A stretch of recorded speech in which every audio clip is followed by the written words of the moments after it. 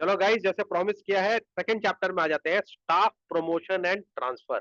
मैं जल्दी जल्दी आप लोग करवा रहा हूं जिससे आप लोग का जल्दी जल्दी रिवीजन हो जाए। ठीक है।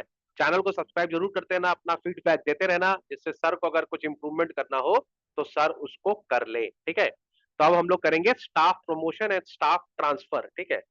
कोशिश करेंगे एक संग करने का, अगर वीडियो लॉन्ग हो जाएगा तो ट्रांसफर को बाद में करेंगे, लेकिन प्रमोशन तो अभी हम लोग कर ही रहे हैं। ठीक है। तो व्हाट इज स्टाफ प्रमोशन? जैसे पता है स्टाफ को प्रमोट करना क्या होता है। It refers to advancement of an employee to a higher position within an organisation with greater responsibility, authority and usually better pay. जब हम अपने स्टाफ को अपने ही ऑफिस में एक बड़े पोस्ट पे देते हैं, उसके रिस्पॉन्सिबिलिटी बढ़ाते हैं, उसके अथॉरिटी बढ़ाते हैं और सैलरी भी बढ़ाते हैं, उसको हम प्रमोशन बोलते हैं। ठीक है। चलो, now what are the benefits of promotion? ना प्रमोशन तो सबको चाहिए, तो बेनिफिट क्या है? सबसे बड़ा तो लोगों को मजा आता है, इंक्रीज जॉब सेटिस्फैक्शन होता है, लोगों को मोटिवेशन मिलता है, लोगों को सैलरी बढ़ जाती है, पर्क्स बढ़ जाते हैं, गाड़ी मिल जाती है, घर मिल जाता है रहने को, फाइनेंशियल सिक्योरिटी आ जाता है। ठीक है। Better utilisation of skills by assigning employee to more challenging roles. एक आदमी है, उसके अंदर टैलेंट है, अगर आप उसको और अच्छी रिस्पॉन्सिबिलिटी दोगे तो वो उसको निभाएगा, तो उसके स्किल्स का इंप्रूवमेंट होगा। ठीक है। इससे लॉयल्टी बढ़ती है और टर्नओवर कम होता है, मतलब लोग ज्यादा से नौकरी नहीं छोड़ते। लोगों को लगता है अगर मैं मेहनत करूंगा तो मुझे आगे प्रमोशन मिलेगा, सैलरी भी बढ़ेगी, तो लोग उसी एम्प्लॉय वहीं पर रहता है, उसी एम्प्लॉयर के पास रहता है, उसी फर्म में, उसी कंपनी में रहता है। ठीक है। इससे हमारी एफिशिएंसी भी बढ़ती है, क्योंकि जो पुराना एम्प्लॉय है वो पहले सब काम जानता है ऑफिस के बारे में, अब उसको ज्यादा बड़ी रिस्पॉन्सिबिलिटी दी है तो एफिशिएंसी भी बढ़ेगी। नाउ क्वेश्चन है, प्रमोशन के लिमिटेशन क्या हो सकते हैं? ठीक है। एक तो हो सकता है फेवरेटिज्म, है ना, मतलब अगर बॉस किसी को फेवर करता है तो हो सकता है दूसरे आदमी को प्रमोट नहीं करे। कभी कभी क्या होता है, लैक ऑफ स्किल, आपने किसी को प्रमोट तो कर दिया लेकिन उसको ट्रेन नहीं किया, तो हो सकता है आपको लगता है कि ये कर लेगा काम, पर शायद उसके अंदर वो पोजीशन को अपनाने की स्किल नहीं थी। ठीक है। जो प्रमोट नहीं होते वो डिमोटिवेट हो जाते हैं, ऑब्वियसली इससे प्रोडक्टिविटी को खराब होता है। Risk of inefficiency, promotions are based on seniority. यहाँ पे हम लोग बाद में देखेंगे सीनियरिटी और मेरिट में क्या फर्क होता है।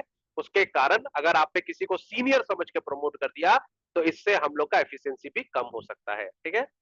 नाइट क्वेश्चन आ सकता है, what is open policy of promotion? ठीक है। An open policy of promotion allows both internal and external candidates to apply for higher position, ensuring that the best qualified person is selected. Open promotion का मतलब क्या होता है कि कोई बाहर का आदमी को भी हम जॉब दे सकते हैं, मतलब एक वैकेंसी क्रिएट हुई है, अब उस वैकेंसी को हम अपने घर के आदमी को प्रमोट करके भी भर सकते हैं या किसी को बाहर से भी बुला के नौकरी दे सकते हैं। तो जब दोनों इंटरनल और एक्सटर्नल ओपनिंग होती है, आप बाहर से भी ला सकते हो, उसका नाम ओपन पॉलिसी बोलते हैं। तो ऑब्वियसली क्लोज पॉलिसी क्या होगी, जब हम अपने घर के आदमी को ही प्रमोट करेंगे। ठीक है। It restricts promotion opportunities to only existing employees within the organisation. ठीक है। Now what is the difference between open and close promotion? जैसे आपको समझ में आ गया, eligibility open to both internal external, open वाला जो है कोई भी कर सकता है, क्लोज्ड में only internal employ. Competition open में ज्यादा होता है क्योंकि बाहर के लोग भी आ जाते हैं ना, एक्सटर्नल कैंडिडेट्स भी आ जाते हैं। इसके अंदर थोड़ा क्योंकि घर के ही लोग हैं तो कंपटीशन कम होता है। टैलेंट पूल, क्योंकि बाहर के लोग भी आ रहे हैं, टैलेंट पूल बढ़ जाता है। यहाँ पर क्योंकि घर के ही लोग हैं तो टैलेंट पूल थोड़ा कम हो जाता है। मोरल की बात करें, may create dissatisfaction among internal employ. अगर आप बाहर से किसी आदमी को एम्प्लॉय करोगे तो घर के लोगों का मोरल खराब हो जाएगा, उनको काम करने का मन नहीं करेगा। ठीक है। लेकिन अगर बाहर से लाओगे तो इससे लॉयल्टी और रिटेंशन बढ़ता है। ठीक है। चलो, नाउ एक और क्वेश्चन आ रहा है बड़ा interesting, what is dry promotion? ठीक है। तो dry promotion is a promotion in designation और responsibility without any corresponding increase in salary और बेनिफिट। कभी कभी हम क्या करते हैं, किसी का रिस्पॉन्सिबिलिटी बढ़ा देते हैं, पोस्ट बढ़ा देते हैं, पर सैलरी नहीं बढ़ाते भाई साहब, उसको कोई बेनिफिट भी नहीं देते हैं, काम ज्यादा करवा लेते हैं, इज्जत दे देते हैं उसको। इसको ड्राई प्रमोशन बोलते हैं, मैंने प्रमोशन दे दिया पर पैसा नहीं दिया। ठीक है। ना इसके उल्टा होता है अपग्रेडिंग।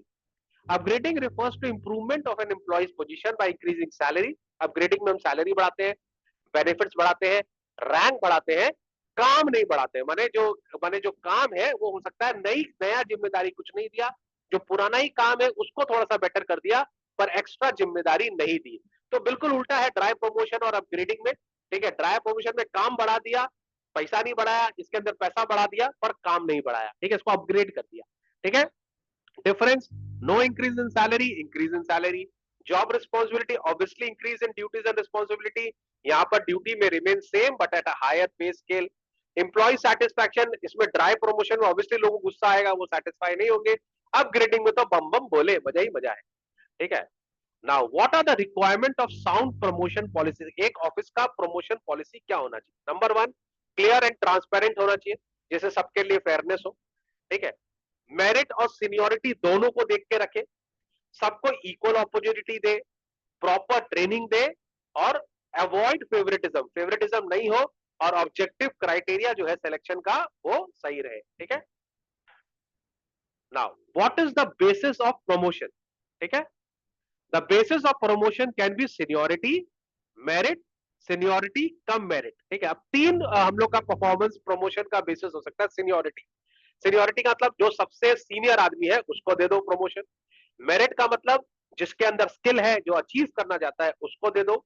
कभी कभी हम दोनों मिला देते हैं, seniority cum merit, a combination of both seniority and merit to ensure fairness.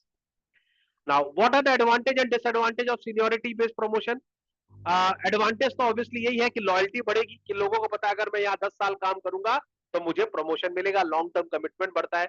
Fairness और ट्रांसपेरेंसी भी होती है, सबको पता है कि भैया, जैसे हम लोग का सुप्रीम कोर्ट का जज ना, वो सीनियोरिटी के बेसिस पे होता है ना, कि भैया आप सबसे बड़े उम्र में यही है, इन्हीं को मिलेगा, तो उसमें कोई चोरी नहीं है, क्योंकि पता है कि यही सीनियर है, कोई मिलने वाला है. ठीक है. इसमें फेवरेटिज्म नहीं होता है, क्योंकि लाइन में लगा हुआ है भाई, जो सीनियर आदमी है वही जॉब में प्रमोट होगा. डिसएडवांटेज क्या होता है? हो सकता है सीनियर आदमी इतना कॉम्पिटेंट नहीं हो, इतना परफॉर्म नहीं हो, इतना स्किल नहीं हो उनके पास, इसके कारण इनएफिशिएंसी हो सकता है. ठीक है. माने जैसे होता है ना, हमने किसी को कैप्टन बना दिया कि भैया तू कैप्टन बन ले क्योंकि तू सीनियर है, पर उसके अंदर उतना स्किल ही नहीं है, तो हमारी टीम खराब हो जाएगी, है ना. इससे जो जूनियर होते हैं उनके लिए मोटिवेशन नहीं होता. और मान लो अगर चार ऊपर चार सीनियर लोग हैं, तो उनसे नीचे वाला सपोज कर लो एक साल ही छोटा है, पर उसको पता है कि यार ये सीनियर कोई मिलना है, तो ऑब्वियसली उसका मोटिवेशन कम होगा. ठीक है. अब इसके ऊपर क्वेश्चन आ जाएगा, what are the advantage and disadvantage of merit based promotion. ठीक है. तो it encourage hard work and skill development, सही बात है. ठीक है. मेरिट में ensure competent individual are the in leadership roles. ठीक है. And improves overall organisation efficiency, तो हार्ड वर्क और स्किल डेवलपमेंट हो जाता है. ठीक है. डिसएडवांटेज क्या होता है? इसके अंदर बायस हो सकता है, फेवरेटिज्म हो सकता है, सीनियर एम्प्लॉय में फील इग्नोर्ड और डीमोटिवेटेड. ठीक है. Can cause unhealthy competition among employees, है ना. अगर मेरिट बेस हो रहा है, तो मेरिट बेस का मतलब हो गया जिसके अंदर टैलेंट होगा उसी को मिलेगा, तो सीनियर लोग का पत्ता कट सकता है ना. तो जो हार्ड वर्किंग होगा, जो स्किल स्किल होगा, उसी को मिलेगा मेरिट बेस में, सीनियर को नहीं मिलेगा. ठीक है. Now what is the comparison between seniority and merit base. आपको पता है criteria based on the number of service of year, जिसने सबसे ज्यादा काम किया उसको मिलेगा. इसके अंदर performance and skill. Fairness seen as fair by employees can be biased. जो सीनियरिटी बेस्ड है तो फेयर ही होगा ना, क्योंकि जो सबसे उम्र वाला आदमी है, सबसे लंबा काम जिसने किया है, उसी को मिलेगा. फेयरनेस होता है वो. एफिशिएंसी, जरूरी नहीं है कि सीनियर बेस वाला एफिशिएंट हो, मेरिट बेस वाला ज्यादा एफिशिएंट हो सकता है. Motivation, lower motivation for younger employ and encourage continuous learning. ठीक है. इसके बाद स्टाफ ट्रांसफर है, ये नेक्स्ट वीडियो में करेंगे, छोटा छोटा वीडियो बनाएंगे जिससे आपको जल्दी जल्दी याद हो जाए और आप जल्दी जल्दी इसका काम कर सको. ओके. भैया सब्सक्राइब कर लेना चैनल को, और सर को बता देना कैसा लगा आपका वीडियो, सर को बताते रहना. ओके.